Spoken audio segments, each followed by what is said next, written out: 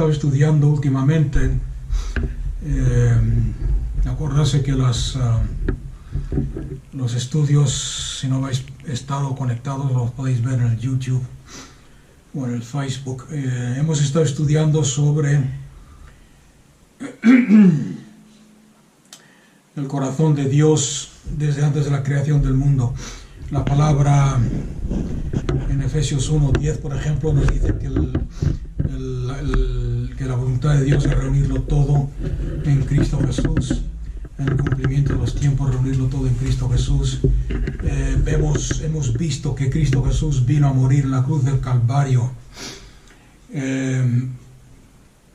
para restaurar todo lo que se había perdido, y hemos estado viendo la importancia de Cristo como la cabeza de la iglesia en Efesios, en Colosenses.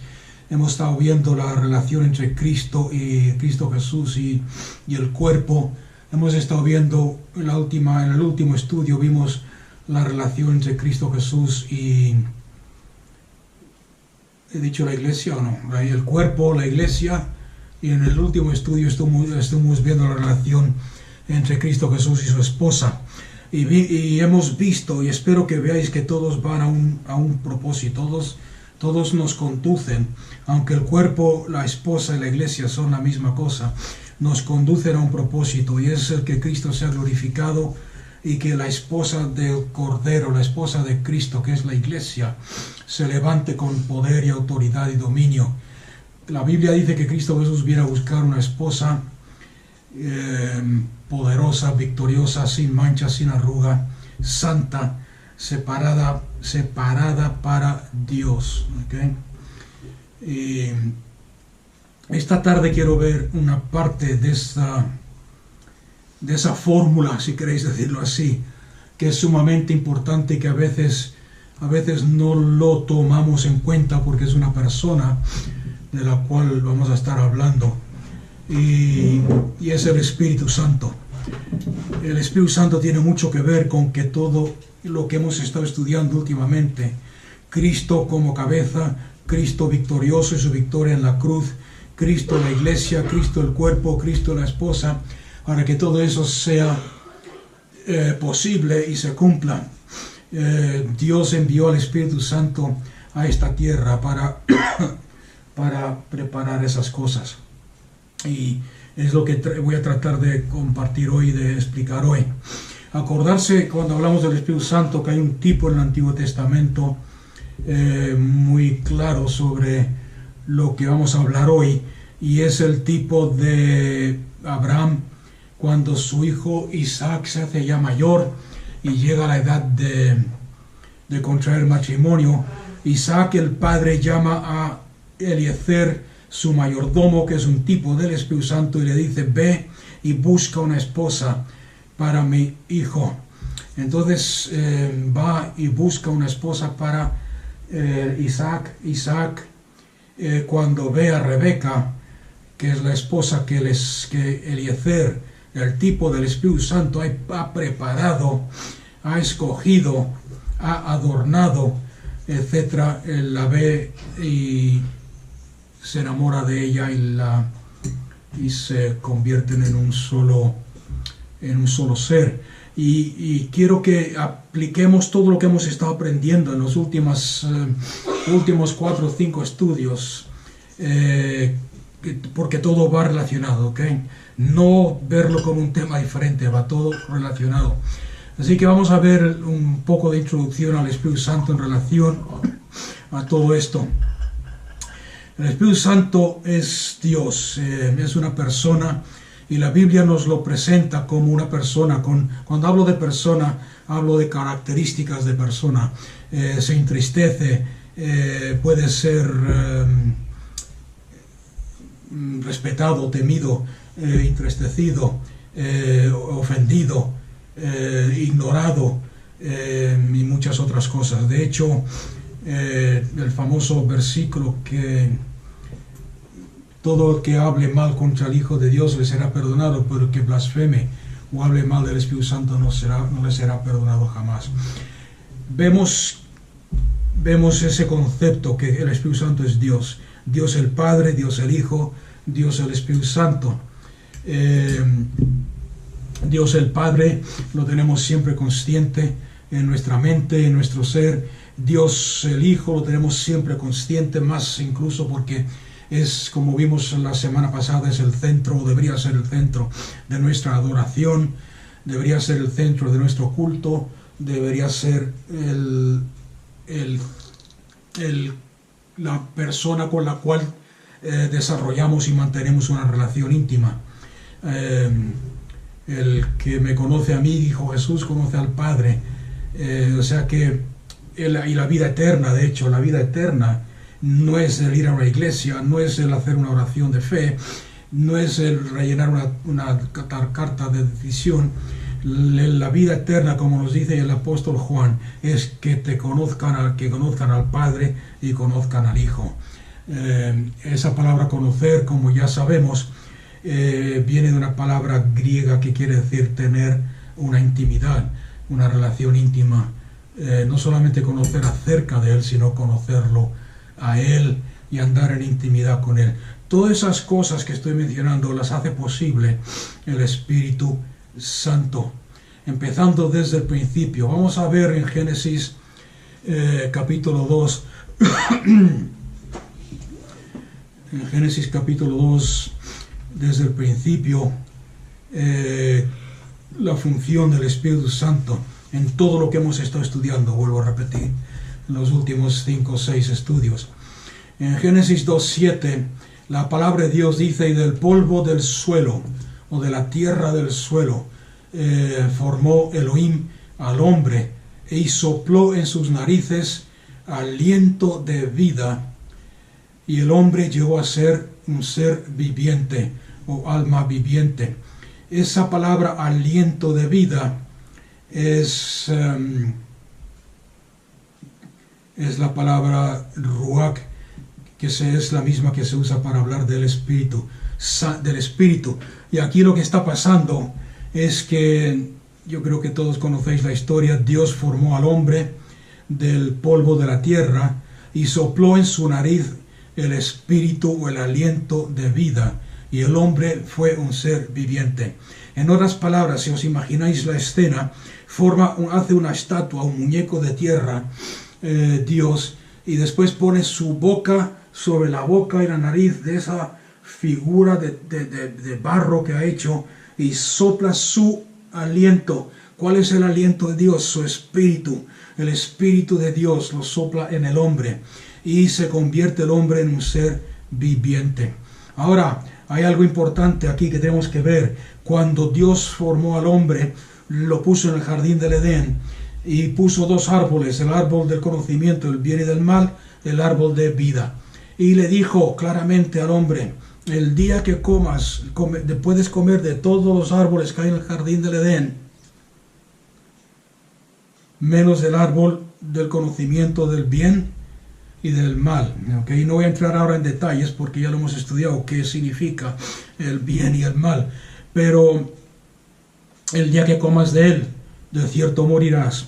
Ahora, sabéis que Adán y Eva fueron tentados por Satanás y comieron del árbol del conocimiento del bien y del mal. ¿Ese día murieron físicamente? No murieron físicamente. Ese día murieron espiritualmente. Ese soplo del Espíritu de Dios, ese soplo, ese aliento de Dios que Dios sopló e introdujo en esa figura, en ese hombre creado a imagen y semejanza de Dios, el Espíritu de Dios, el Espíritu de Dios que hizo que el hombre fuese un ser viviente, se cortó esa relación. En otras palabras, el espíritu del hombre murió. El hombre físicamente no murió, pero murió su espíritu. Y de ese momento en adelante, poco a poco fue perdiendo su relación con Dios, su conocimiento de Dios, su relación con Dios, su revelación de Dios, su comunión con Dios, su habilidad de entender a Dios, de poder hablar con Dios, de poder recibir de Dios, de poder escuchar la voz de Dios, de toda esa relación, todo lo que nosotros hoy entendemos como la relación con Dios se fue perdiendo a causa de esa muerte espiritual. En otras palabras, el hombre ya no era capaz de concebir ni de recibir nada de lo que, o muy poco de lo que era de Dios. Lo podemos ver en el pueblo de Israel, que no conocían los conceptos y el por qué Dios estableció la ley. Y en vez de que la ley produjese vida, los mandamientos y la ley, como el hombre no era capaz de entender y comprender los aspectos espirituales de Dios porque estaba muerto espiritualmente, lo convirtieron en muerte, lo convirtieron en atadura y en cadenas. La ley de Dios, ¿ok? Es un ejemplo. Incluso hasta el día de los discípulos, el Nuevo Testamento. Estoy leyendo el Nuevo Testamento por no sé cuántas veces lo he leído ya, pero me llama la atención, últimamente me llama mucho la atención de que en varias ocasiones Jesús les avisó y les dijo: es necesario que yo padezca, es necesario que sea entregado a los gentiles, es necesario que yo muera, y que yo muera, y que sea entregado a los gentiles, y por manos de los gentiles yo muera, pero al tercer día volveré, al tercer día resucitaré. Y termina casi en todas las ocasiones que Jesús les dice eso, que fueron varias, termina el pasaje diciendo: mas los discípulos no entendieron lo que Jesús les estaba diciendo. ¿Okay? Y eso lo estaba diciendo claro: es necesario que muera, pero al tercer día resucitaré. Los discípulos no entendieron lo que les estaba hablando Jesús. O sea que vemos distanciar entre el hombre y su Creador y Dios. Y es por esa razón de que Dios no pudo obrar directamente en el corazón y en la vida de los hombres, por esa separación.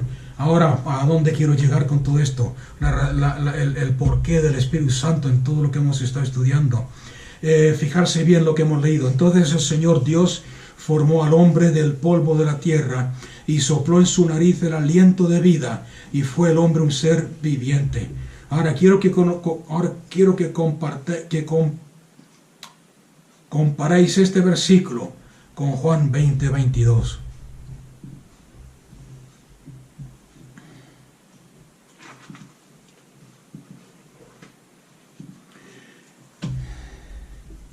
Después de haber resucitado Cristo Jesús, estaban todos reunidos en un lugar con las puertas cerradas, y de repente Jesús apareció en medio de ellos. Desapareció de repente en medio de ellos. Dice la historia en Juan 20 que la puerta estaba cerrada y apareció en medio y les dijo: paz a vosotros. Y diciendo esto, versículo 20, les mostró las manos y el costado. Entonces los discípulos se regocijaron al ver al Señor. Jesús volvió a decirles: paz a vosotros, como el Padre me ha enviado, así también yo os envío. Y fijarse en el versículo 22, después de decir esto, sopló sobre ellos y les dijo: recibid al Espíritu Santo, recibid al Espíritu Santo. No sé si os dais cuenta de la similaritud de lo que está pasando aquí.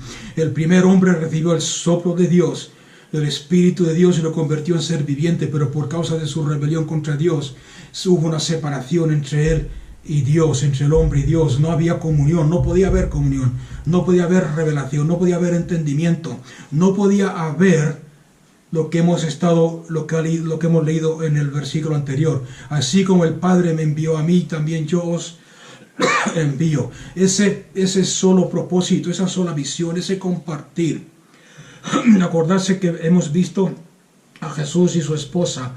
Cuando un hombre deja a su padre y su madre y se une a su esposa en matrimonio, se convierten en una sola carne, cuando una persona acepta el sacrificio de Cristo Jesús en la cruz del Calvario y cree totalmente en su corazón que no puede ser salvo de ninguna otra forma, que no puede vivir de ninguna otra forma, si no es teniendo a Cristo Jesús como el Señor de su vida. Dice la Biblia que se convierten en un espíritu con Él. Un espíritu, una misión, un propósito, una mente, un solo propósito. O sea que vemos que en el jardín del Edén el hombre murió espiritualmente y hubo separación entre Dios. Dejó de haber revelación. Aquí en el nuevo pacto, después de la resurrección de Cristo, después de la muerte y resurrección de Cristo, vemos que vuelve Dios a soplar sobre el hombre cuyo espíritu estaba muerto y le dice recibir el Espíritu Santo. En otras palabras, de ese momento en adelante, el hombre o la mujer que pone su fe en Cristo, vuelve su espíritu a vivir, vuelve su espíritu a tener la capacidad. Y esa palabra es importante para lo que vamos a estudiar hoy. La capacidad de recibir de Dios, la capacidad de entender a Dios, la capacidad de recibir revelación, la capacidad de ser uno con Dios, la capacidad de tener comunión con Dios, la capacidad de ser un vaso de la gloria de Dios, la capacidad de poder contener el Espíritu del Dios vivo en nuestro ser. No sé si alguien me está entendiendo.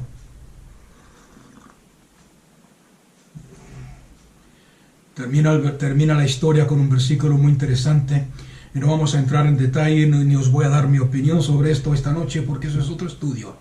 Pero dice, a quienes perdonéis los pecados, les son perdonados, y a quienes los retengáis, les son retenidos.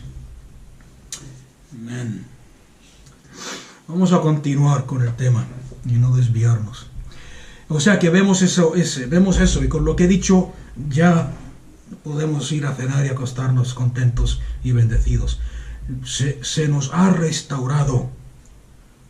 Hemos sido restaurados a ese lugar, a esa posición de poder recibir de Dios, ser uno con Dios, colaborar con Él, contener su gloria, contener su presencia, contener su espíritu.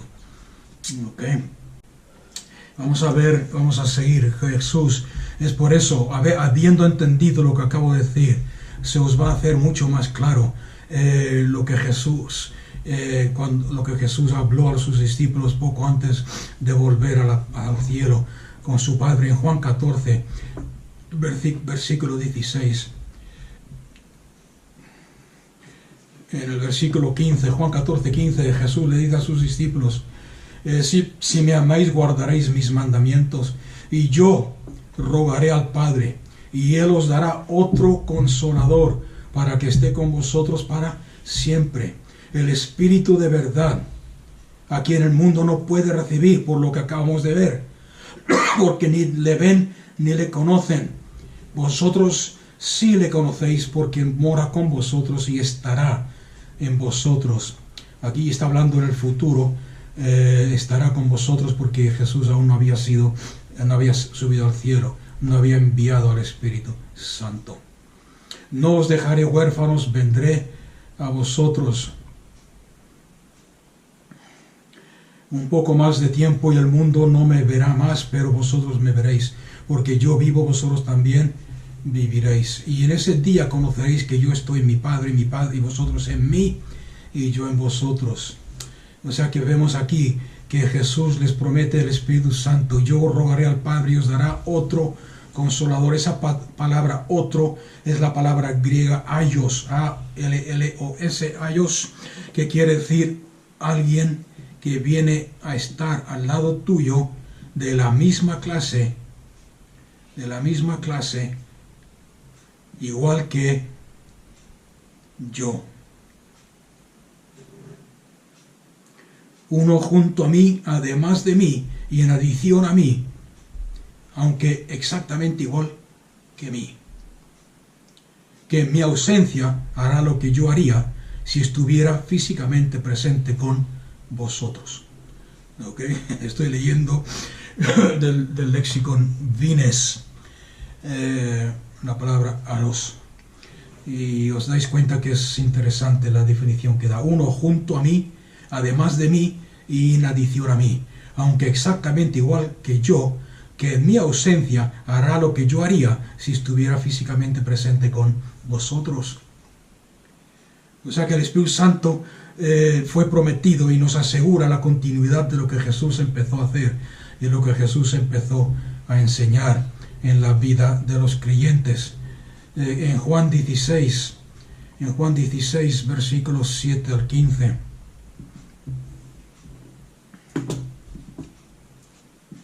Tenemos la promesa poderosa. Juan 16, versículos 7.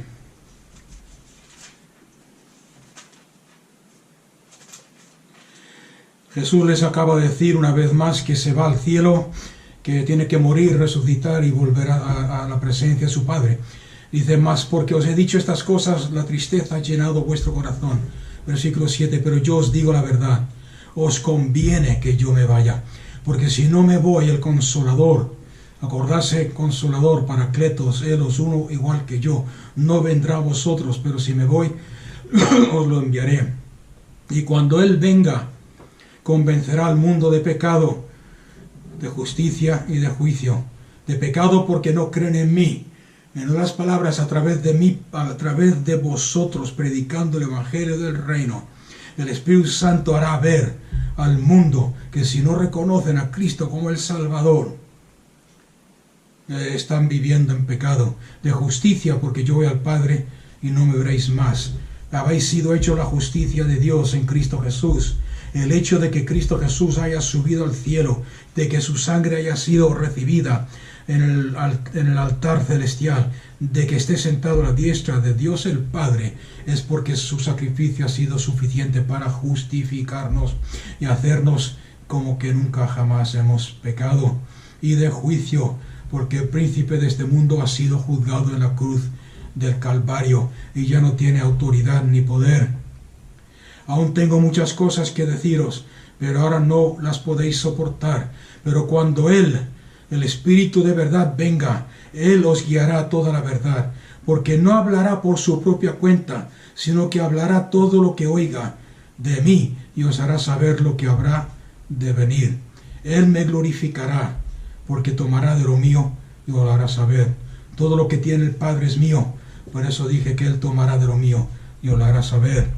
Ahora, viendo esta promesa del Padre desde la perspectiva de lo que de lo que dije en la introducción, vemos que el Espíritu Santo es mucho más que una opción en la vida del creyente.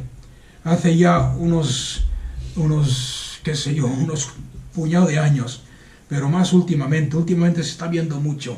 A mí personalmente me produce tristeza de que el Espíritu Santo cada vez más se ignora, cada vez más se toma menos en cuenta, cada vez más, aunque siempre ha pasado desde que yo era joven, lo he vivido, pero ahora parece más. Siempre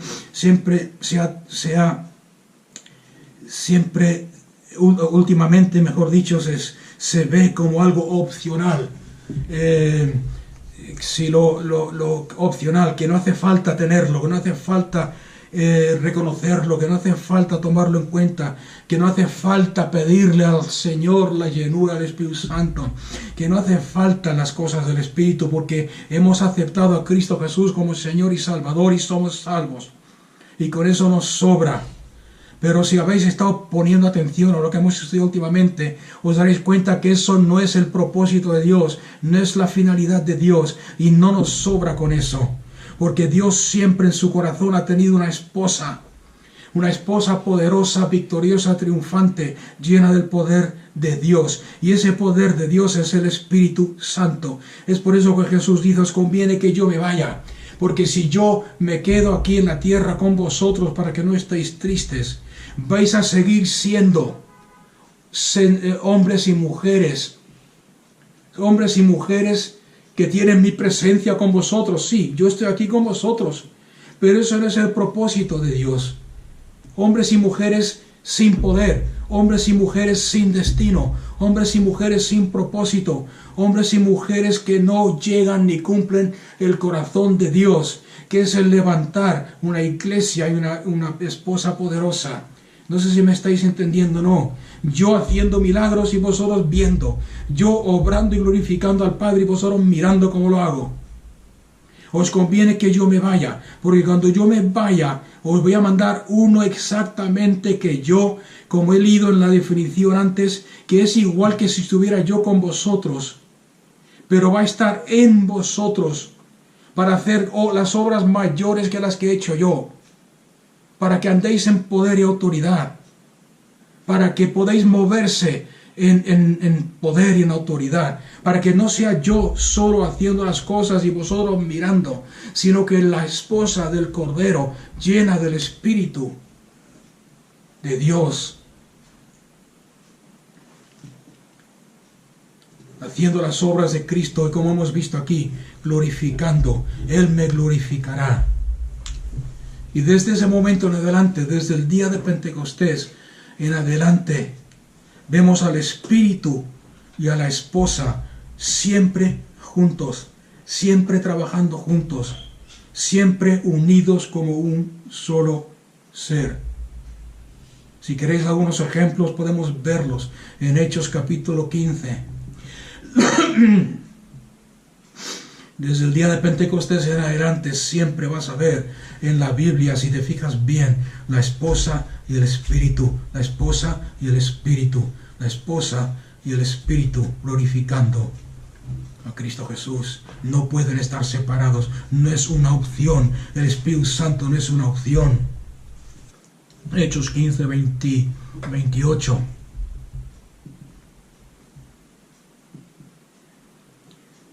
Fijarse bien, aquí están reunidos algunos discípulos y están en una reunión tomando decisiones, y cuando llegan al final de la reunión dice: porque pareció bien al Espíritu Santo y a nosotros no imponeros mayor carga que estas cosas esenciales, hablándole a los gentiles que se convertían al Señor, y empieza a decir ciertas cosas, que os abstengáis de cosas sacrificadas a los ídolos, de comer sangre, de lo estrangulado, etcétera, etcétera. Pero quiero que veáis esa relación. Nos pareció bien, porque le pareció bien al Espíritu Santo y a nosotros. El Espíritu Santo y la esposa juntos. Nos pareció bien. En Hechos capítulo 13, versículo 4.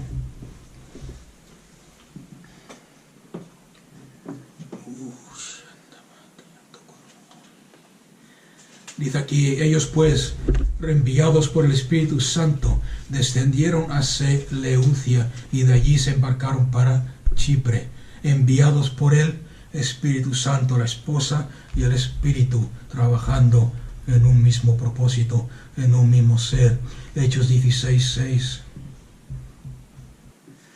Hechos 16:6. Pasaron por la región de Frigia y Galacia, habiendo sido impedidos por el Espíritu Santo de hablar la palabra en Asia. Okay. No vamos a entrar en detalle del por qué, otro día lo tocaremos este tema, pero lo que quiero que veáis eso, la relación entre el Espíritu y la esposa. En Apocalipsis creo que quizás esté el ejemplo más claro de todo, si es que no lo habéis visto aquí ya en estos versículos. Pero en Apocalipsis, sí, capítulo 22,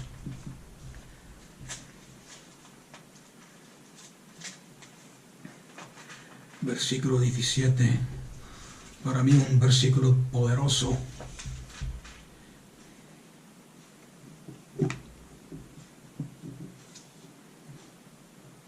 Después de tener una revelación de Cristo, versículo 16, yo, Jesús, he enviado a mi ángel a fin de daros testimonio de estas cosas para las iglesias. Yo soy la raíz y la descendencia de David, el lucero resplandeciente de la mañana. ¿Y cómo reacciona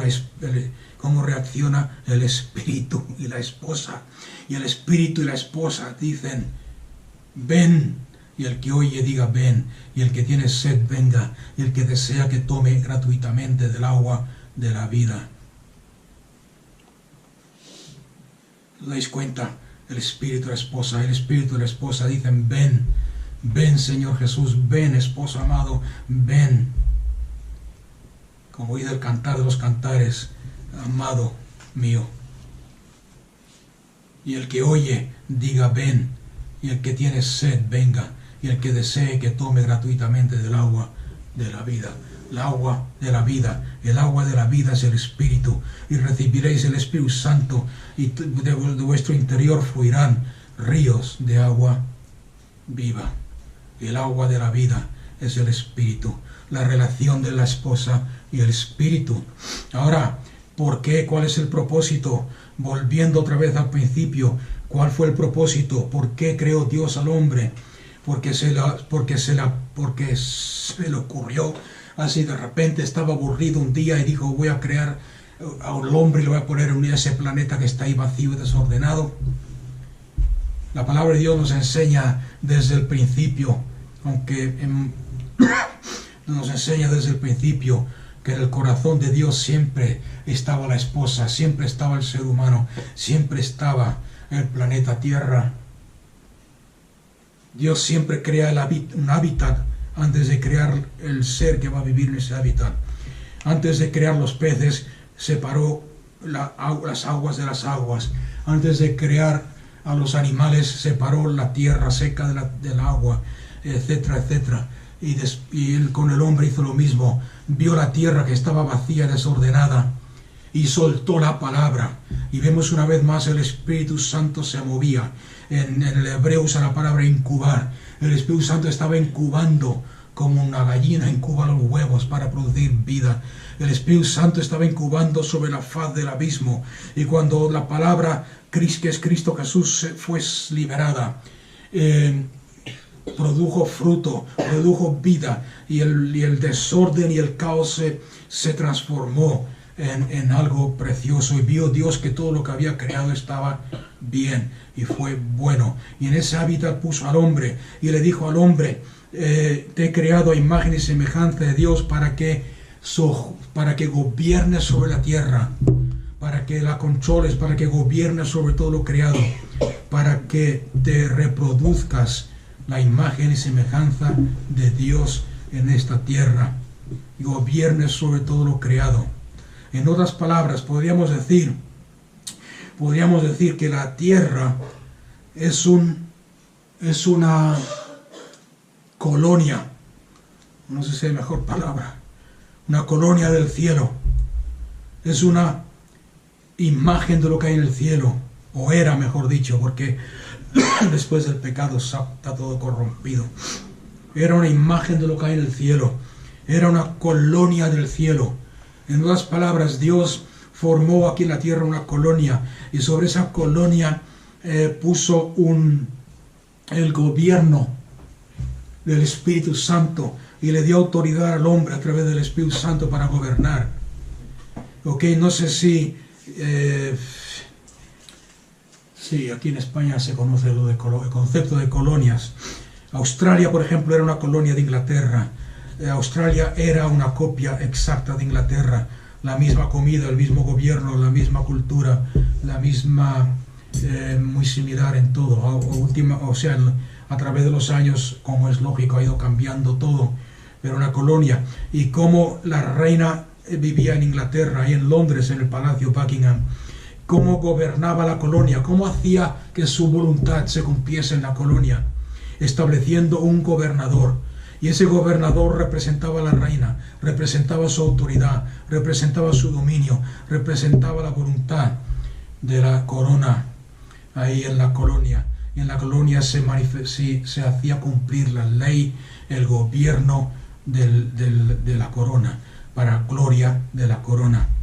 Y eso es el plan, eso es lo que Dios hizo aquí en la tierra, una colonia del cielo aquí en la tierra.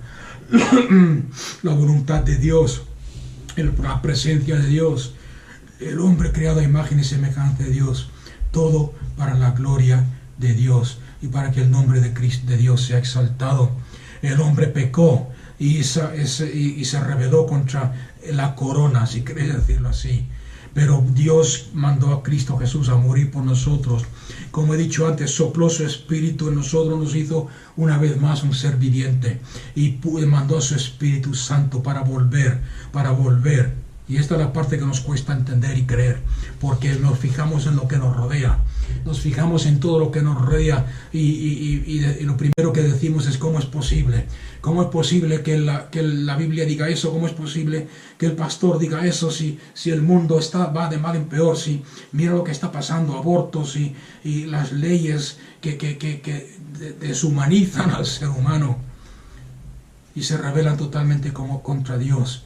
Sin embargo, Dios a través del Espíritu Santo, a través de su esposa, a través de la iglesia, volvió a establecer la colonia del cielo. Es por eso que en la oración que los discípulos dijeron, Jesús, enséñanos a orar, Jesús les dijo, orar esto, venga tu reino y hágase tu voluntad, aquí en la tierra como se hace en el cielo. No es una petición, si lo leéis bien con cuidado en los textos originales veréis que es una declaración, es una orden. Hágase tu voluntad aquí en la tierra, porque esto es un dominio de Dios, esto es una colonia de Dios. El Espíritu Santo es el gobernador y está trabajando a través de su iglesia, manifestando a Cristo a través de aquellos que le quieren obedecer. Manifestando a Cristo. ¿Y por qué digo eso? Porque muchas veces cogemos las cosas del Espíritu, y que si queréis podéis ir a 1 Corintios, capítulo 12. ¿Os acordáis que la semana pasada, no sé si estuvisteis todos, pero la semana pasada dije que uno de los problemas más grandes de la iglesia, una de las enfermedades del virus más peligroso que está obrando en el cuerpo, en la iglesia de Cristo Jesús, es el egocentrismo, el ego, que bendecirme yo, que voy al culto para cantar canciones que me hagan sentirme bien a mí, yo. Y tristemente con las cosas del Espíritu Santo ha pasado lo mismo, y pasa lo mismo porque hemos perdido de vista este concepto que estoy tratando de explicar.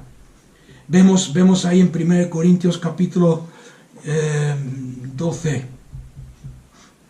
en cuanto, dice la palabra de Dios, en cuanto a las cosas del Espíritu. Algunas versiones pone dones, pero os daréis cuenta que la palabra dones está en cursiva, y quiere decir que no está en el texto original. Estoy leyendo la Biblia textual, pero hermanos, no quiero que ignoréis acerca de las cosas del Espíritu. Estas son cosas del Espíritu. Sabéis que cuando erais paganos erais conducidos como extraviados ante los ídolos mudos, por lo cual os hago saber que nadie que hable por el Espíritu de Dios llama a Jesús anatema, maldito, quiere decir maldito, y nadie puede llamar a Jesús Señor, sino por el Espíritu. Más adelante, en el versículo 7, y a cada uno dentro del cuerpo de Cristo. Acordarse que estamos hablando del cuerpo, el espíritu en relación a la esposa. Hay diversos... ahora, ¿dónde estamos? 7. El 7. A cada uno les dado manifestación del espíritu para provecho mutuo. ¿Cuál es el provecho mutuo? Para el provecho del cuerpo, para el provecho de la esposa, para el provecho... ¿Quién es parte del cuerpo de Cristo? La cabeza, que es Jesús. Para provecho de la cabeza, que es Cristo. ¿Para qué fue enviado el Espíritu Santo? ¿Qué es lo que dijo Jesús? Y cuando Él venga, tomará de lo mío, lo que no sois capaces de entender ahora, tomará de lo mío y os lo enseñará, y Él me glorificará. Todo lo que hace el Espíritu Santo es para glorificar a Cristo. La razón, la esposa es la gloria del esposo. La esposa glorifica a su esposo, que es Cristo. No sé si lo vais viendo, poniendo las piezas ahí en el puzzle. La manifestación del Espíritu Santo, ¿para qué son? ¿Son para el provecho egoísta tuyo? ¿Son para decir yo lo tengo, tú no? El don mío es más grande que el tuyo. Yo profetizo, tú solamente hablas en lenguas. Yo lo tengo, tú no lo tienes. Es para hacerme sentir más importante. Es para hacerme sentir más santo que los demás. Es para ir luciéndome y empavoneándome delante del cuerpo. Porque yo hablo en lenguas y tú no, porque yo profetizo y tú no, porque yo oro por los enfermos y se sanan. O son las manifestaciones del Espíritu Santo que está dentro de la esposa, glorificando a Cristo. Y cada una de esas manifestaciones es una manifestación del carácter y del poder de Dios, de Cristo. ¿Alguien lo está viendo? Cuando yo oro en lenguas, dice el apóstol Pablo, hablo misterios a Dios. Una manifestación de Cristo, mi relación íntima con el Padre.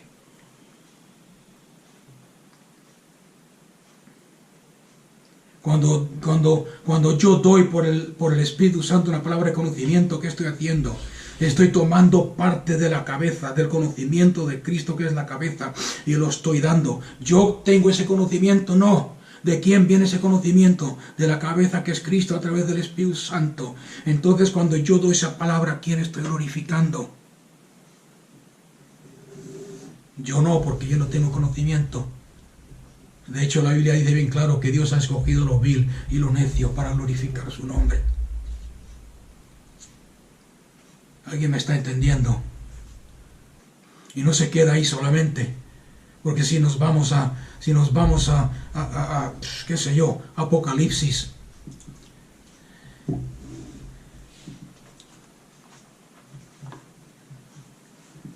Nos vamos a Apocalipsis capítulo 5, versículo 6. Y en medio del trono y de los 4 seres vivientes y de los ancianos, dice Juan, vi que se había hecho estar en pie a un cordero como degollado, que tenía 7 cuernos y 7 ojos, que son los 7, fíjense bien, los 7 espíritus de Dios enviados. ¿A dónde fueron enviados? ¿A dónde está el Espíritu Santo?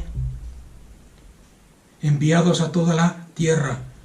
Y no está hablando de 7 espíritus y el Espíritu Santo 8, como escuché una vez a un predicador decir. Está hablando de 7 aspectos del Espíritu Santo. ¿Quién es el Espíritu Santo? Uno, otro, exactamente igual que yo. Está hablando aquí del carácter de Cristo. Del carácter de Cristo. ¿Cuáles son estos 7 espíritus? Veréis en primer lugar, antes de ver cuáles son estas características de Cristo, nos damos cuenta que habla de 7 cuernos y 7 ojos, que son estos 7 cuernos y 7 ojos son los 7 espíritus o las 7 características de Dios enviados a la tierra. ¿Para qué han sido enviados a la tierra? Para glorificar y exaltar a Cristo Jesús y para transformar esta tierra para la gloria de Dios. Nos habla de que estos 7 espíritus son 7 cuernos. ¿De qué nos habla los 7 cuernos? En primer lugar, el número 7 en la Biblia significa completez, plenitud. Habéis recibido la plenitud, porque en Cristo Jesús está la plenitud de Dios. 7 es plenitud, completo. 7 cuernos. ¿Qué quiere decir 7 cuernos? Plenitud de poder. Ese espíritu está en nosotros, en ti y en mí, hermano. Plenitud de poder. Es por eso que yo enseño que no puedes como creyente decir, Señor, dame más poder, porque tienes la plenitud del poder, el Espíritu Santo morando en ti, y lo que tienes que hacer para que se vea y se manifieste es usarlo. Después nos habla de 7 ojos. ¿Qué son los 7 ojos? Los ojos nos hablan de revelación, de entendimiento, de revelación. 7 ojos. Plenitud de revelación, plenitud de entendimiento. Tenemos la mente de Cristo.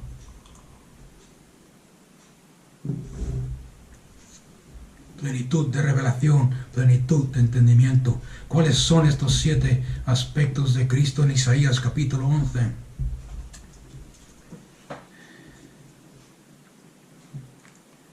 Espero que esto esté sirviendo de algo para alguien y que me entendáis bien, porque estoy yendo rápido porque se me va el tiempo. Isaías 11 del 1 al 3. Pero el tronco de Isaí, está hablando de Cristo Jesús proféticamente, pero del tronco de Isaí saldrá un retoño, Un vástago retoñará de sus raíces, y el espíritu de Yahvé reposará sobre él. Sobre el retoño. ¿Quién es el retoño? ¿Quién es el vástago? Cristo Jesús. Y el espíritu de Yahvé reposará sobre él. ¿Quién es este espíritu? El espíritu de sabiduría, el espíritu de inteligencia, el espíritu de consejo, el espíritu de fortaleza, el espíritu de conocimiento, el espíritu de reverencia, el espíritu del temor a Yahvé.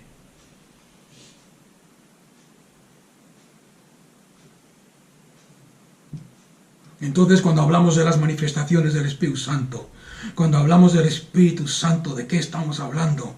Estamos hablando de las características de Cristo manifestándose a través de ti y de mí. No son para vanagloriarnos, no son para creernos más fuertes o poderosos, son para manifestar a Cristo. Son para que humildemente manifestemos y glorifiquemos a Cristo. Cuando oras por alguien, como dice la palabra, y le das palabra de profecía, ¿qué estás haciendo? Le estás demostrando a esa persona que estás recibiendo la palabra de profecía, que Cristo Jesús está interesado en ella, que Cristo Jesús la ama, que Cristo Jesús está pensando en ella. Cristo Jesús la ama. Si queréis confirmación de todo lo que estoy diciendo, no hace falta ir muy lejos, simplemente leer 1 Corintios capítulo 13. Y ahí veréis que está hablando de Jesús, de Jesús, de Jesús. Si yo hablara en las lenguas de los hombres y de los ángeles, pero no tuviera amor, ¿quién es amor? Dios es amor. Si yo hablara en las lenguas de los hombres y de los ángeles, pero no tengo a Dios, no tengo esa relación con Cristo, he llegado a ser bronce que resuena, un címbalo que retiñe. Estoy hablando en lenguas para mi propia vanagloria, para hacerme ver más espiritual, para que digan, uy, si tuviera profecía y entendiera todos los misterios, ¿os suena todo esto lo que hemos visto en 1 Corintios 12 y en Isaías? Y tuviera todo el conocimiento, y si tuviera toda la fe, de forma de ser capaz de trasladar montañas, pero no tuviera a Cristo como cabeza, no estoy sujeto a Él, nada soy. Y aun si repartiera todas mis posesiones y entregara mi cuerpo para gloriarme, y no tuviera a Cristo, de nada me sirve. ¿Por qué? Porque Dios es sufrido, Dios es bondadoso, Dios no tiene envidia, Dios no es jactancioso, Dios no se envanece, Dios no actúa indebidamente, Dios no busca lo suyo propio, Dios no se irrita, Dios no toma en cuenta el mal. ¿Os suena eso algo? No nos ha pagado según lo que nos merecíamos. Dice el apóstol, el profeta, nos ha pagado según lo que Cristo se mereció. Dios todo lo sufre, Dios todo lo cree, Dios todo lo espera, Dios todo lo soporta. Dios nunca deja de ser. Pero cuando venga lo perfecto, que es lo que estoy hablando hoy, esa revelación de la esposa y el cordero, la esposa y su Cristo, la esposa y su esposo, y nos demos cuenta que eso es el corazón de Dios, el propósito de Dios, la razón del por qué envió al Espíritu Santo. No es una experiencia religiosa más. Hay un porqué detrás de ello.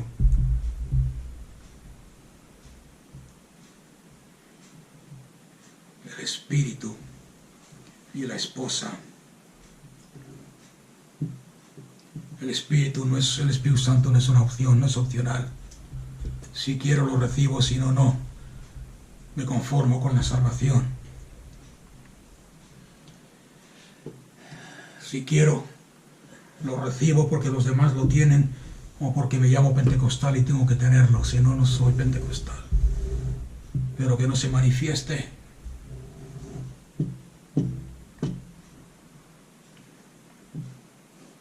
¿Está escuchando a alguien?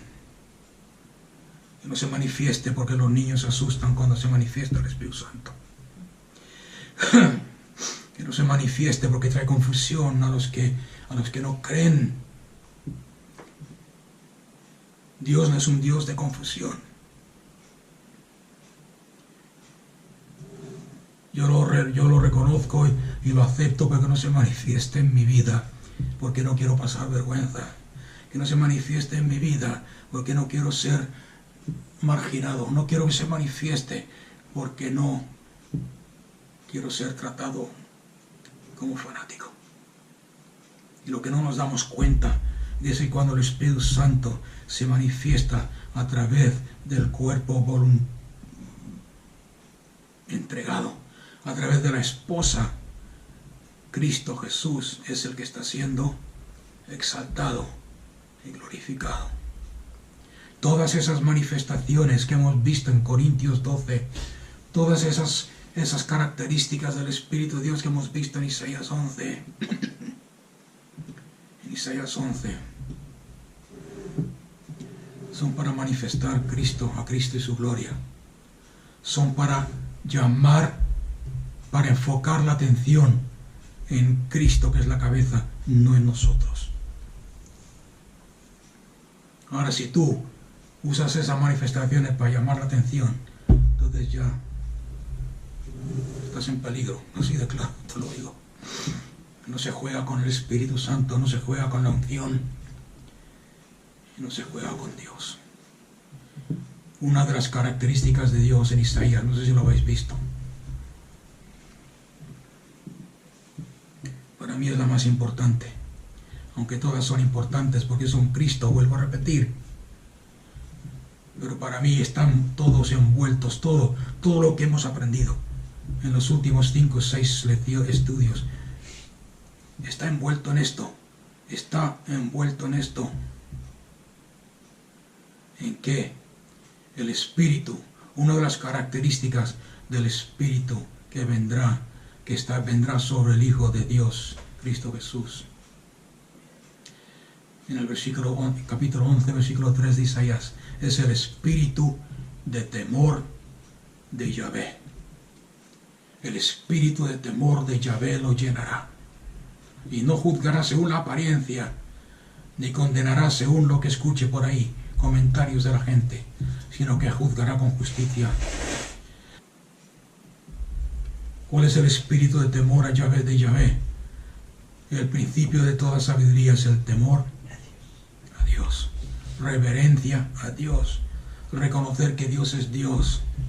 Este es otro de esos males que hemos perdido, hemos descuidado a través de los años. La reverencia a Dios. Porque cuando tú tienes ese temor, y no estoy hablando de miedo, ya lo sabéis eso, esa reverencia a Dios, te vas a someter al Espíritu Santo y vas a decirle: Espíritu Santo, manifiesta a Cristo, glorifica a Cristo a través de mí, haz lo que quieras conmigo, como dijo María al ángel: haz con tu sierva lo que el Espíritu mande, porque estoy dispuesta a obedecer a Dios en todo.